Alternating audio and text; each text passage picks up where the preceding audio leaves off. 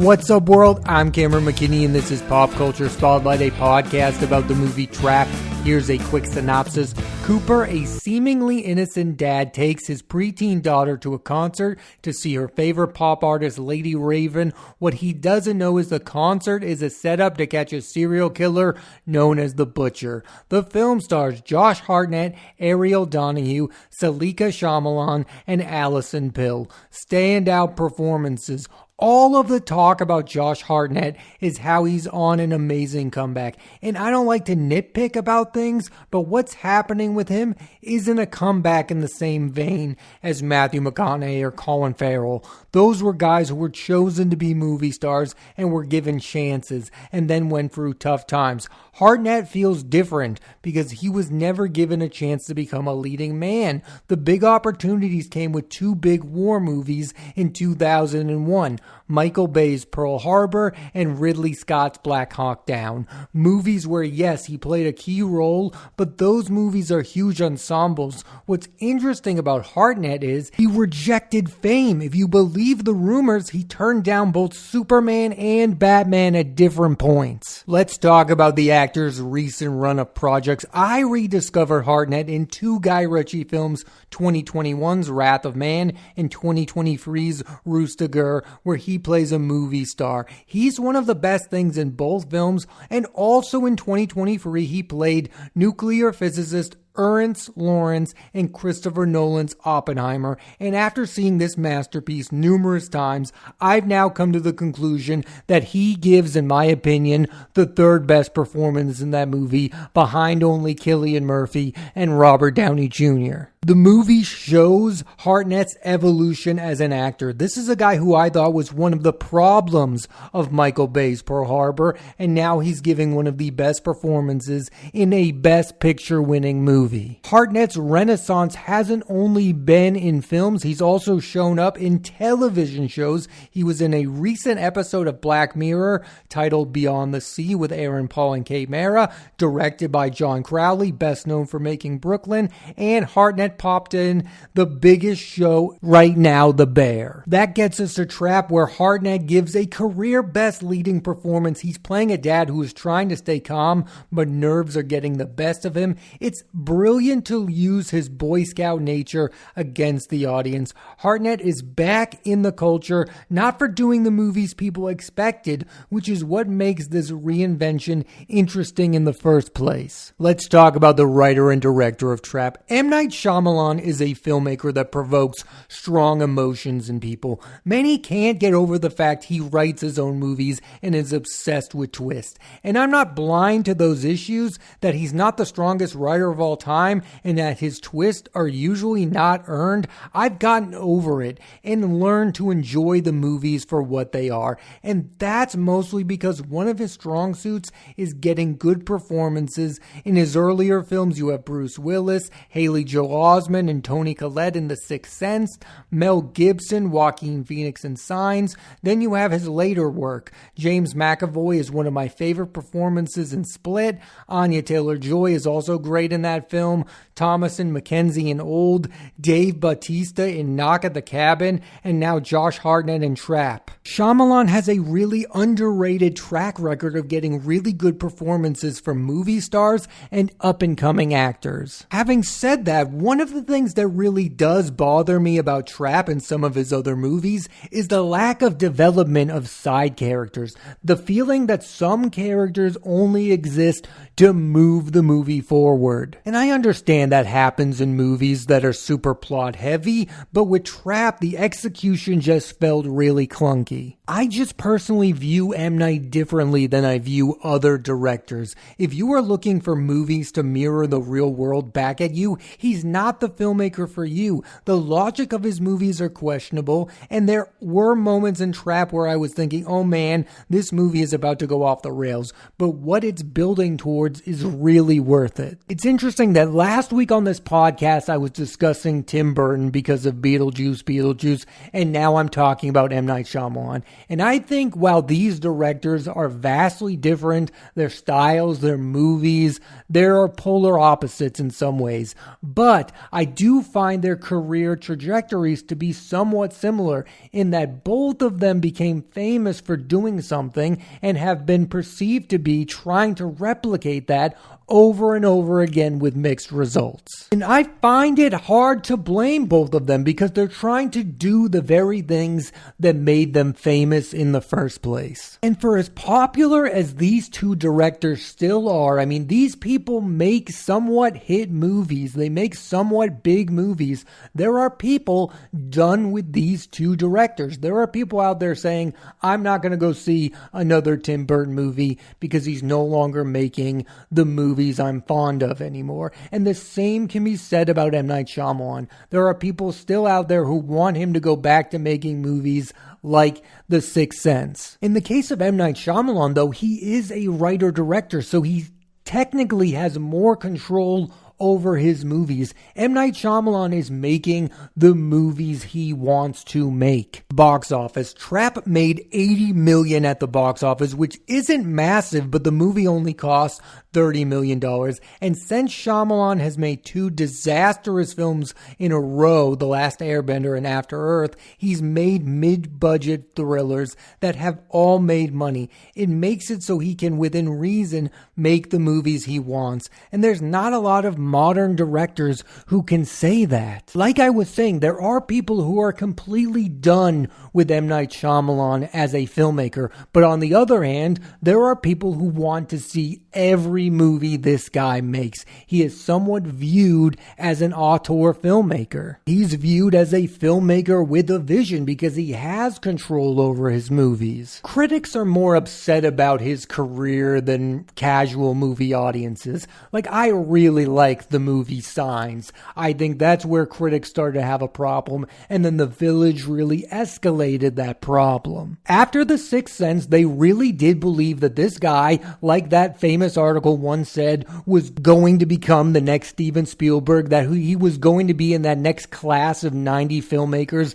like Quentin Tarantino, like Wes Anderson, like Paul Thomas Anderson, and now he's somewhat viewed outside of that class of directors. I was thinking if there were any other directors I could compare M. Night Shyamalan to, and I don't think he's as good as the director I'm about to mention, but I do think there are some similarities between M. Night Shyamalan and Brian De Palma, in that Brian De Palma was super famous at one point. He was being compared to Steven Spielberg, to George Lucas, to Francis Ford Coppola, to Martin Scorsese, and then all of a sudden those filmmakers were viewed as way more successful as Brian De Palma because those filmmakers were rewarded with Oscars. They made super hit movies. But then at the end of the day, if you look at Brian De Palma's filmography, it's still super impressive. It has Carlito's Way. It has The Untouchables. It has Scarface. He in his own right is a great filmmaker. He's just not viewed in that same lens as Martin Scorsese as being one of the all-time greats. One might say that Brian De Palma has the reverse issue of M. Night Shyamalan in that critics loved him, but he's not adored by audiences. His audiences don't know him the way they know Steven Spielberg. Spielberg became a household name. M. Night Shyamalan is loved by regular audiences, but hated by a lot of movie critics. But you can't argue that M. Night Shyamalan is a super well-known filmmaker. He is a celebrity in his own right. He has created his own mythology. He's a mainstream studio director. Watching his movies doesn't give you the vibe that this is somebody who wants to win a Best Director Oscar or he wants to write an Oscar-winning screenplay. No, he wants to make a movie every other year or so and have a vast filmography that's going to be enjoyed by by audiences, and I think he's been successful in that right. Has he made a few unwatchable films? Absolutely, but I think his recent films have been more consistent. And what's impressed me the most about his last two films is him getting these surprisingly good performances from Dave Bautista in Knock at the Cabin. I had no idea that Dave Bautista was capable of giving a performance that good. I know that he had become a good actor. I had agreed with everyone that he had become a good actor. That is a great performance from Dave Bautista at Knock at the Cabin. And in the case of Hartnett, I had real doubts that this guy could carry an entire movie. It's one thing being really good in Oppenheimer. Everyone is really good in Oppenheimer. Even though he was great, I had doubts that he could be the lead of a film and that he could carry a movie. After this, those doubts are gone, and I want to see Hartnett become a leading man once again. So a lot of people question the decision-making of M. Night Shyamalan when it comes to his movies. I think Trap makes a really good decision to make this a movie about a pop concert. I think that is a wise choice because that is relating to modern audiences. Concerts are becoming more and more popular. I know that sounds insane to say, but everyone was talking about the Taylor Swift tour. Everyone was talking about the Beyonce tour. Everyone's talking about Post Malone's tour. Tours are becoming bigger and bigger things. So to set a movie to a massive concert, I think is a brilliant choice. And that is the thing that differentiates this movie from any other thriller. I mean, without that setting, this movie is just like any thriller. This is about a psycho killer. We've seen those kind of movies before. What makes this different is the film setting. I also thought the portrayal of how the famous pop singer uses her influence online was weirdly accurate. And that's something that might bug younger viewers. Like, oh, this is how you view online, that we're going to listen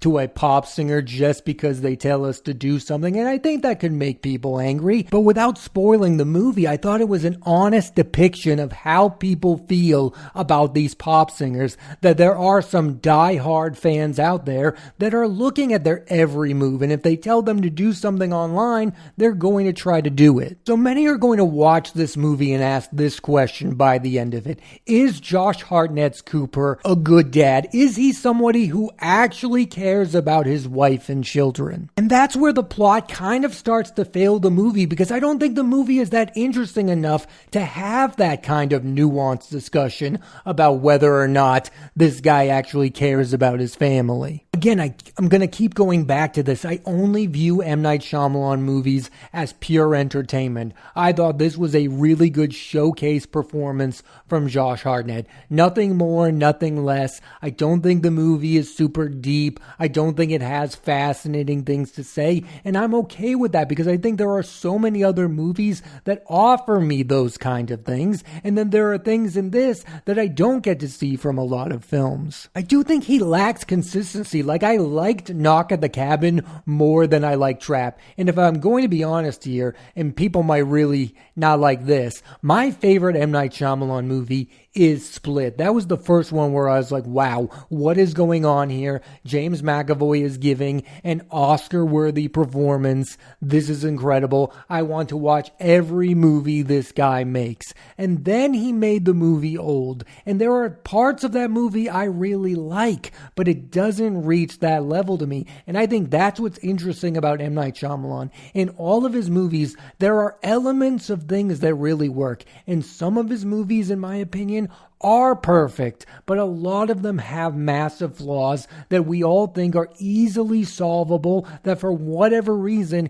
he has no interest in solving. The biggest issue people have with this guy is that they think he lacks self-awareness, and I think he realizes what he's doing and he's enjoying it. He's just making the movies he wants to make. He doesn't want to view them that deeply. He wants to make this movie and then go on to the next one. He's not as prolific prolific as some directors like Guy Ritchie, but M. Night Shyamalan makes a lot of movies, so I think when you do that, it's hard to make every movie memorable. The one fair critique about M. Night Shyamalan that I could come up with is he hasn't made a movie in a while that surprises you. You watch Old and you're like, yes, this makes sense that M. Night Shyamalan made this movie. You watch Knock at the Cabin, you're like, yes, this feels like an M. Night Shyamalan movie. He's not challenging how you view him as a director. That's why opinions about him never change. The people who like M. Night Shyamalan still are still going to like M. Night Shyamalan after watching the movie Trap. The people who don't like M. Night Shyamalan anymore are still not going to like him because of the movie Trap. He doesn't make surprising decisions. He kind of makes the movies you think he's going to make. I don't know what kind of movie would surprise you, but I think at some point he does kind of have to go down that path if he wants to get other people back on board, because the people who are on board are the people who never left, who have always been M. Night Shyamalan fans. But then there are those people who say he hasn't made a great film since The Sixth Sense. Those people exist. Those people exist who don't like the movie Unbreakable, don't like Signs, and think he's been a complete mess since The Village. So yes, I think at some point he needs to challenge the audience at what they view as an M. Night Shyamalan movie. He needs to change that, and I think that's hard to do